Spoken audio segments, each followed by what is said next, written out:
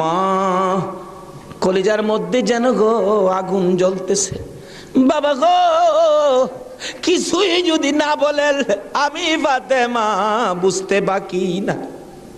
ফাতেমা রে যা, আমার আদুরের নাতি দইকে লইয়া চল বাড়িতে যায়। ফাতেমা একটু পরে পরে চোখের পানি মুছে, মাবুদ আমার সন্তান বুঝি কুরবানি কবুল হয়ে গেছে। আমার আল্লাহ কই ফাতেমা রে, সন্তানের জন্য মায়ের দোয়া আমি আল্লাহ কবুল করেছি। লম্বা ঘটনা। ঈদের দিন সকালবেলা হাসান হুসেন দুই ভাই বাড়ির বাহিরে দেখতেছে অনেক ছোট্ট ছেলেরা নতুন জামা পরে ঈদগায় যায়। দৌড়ায় ডাকতেছে, মা সকল ছেলেরা নতুন জামা পরে, ঈদের দিন আমরা দুই ভাইয়ের নতুন জামা কোথায়? নতুন জামা দিবেন না? ফাতেমা বলে, জামা তো তোমাদের হয় নাই, তাহলে কিন্তু আমরা গোসল করব না, ঈদগায় যাব না। ফাতেমা বলেন, বাবা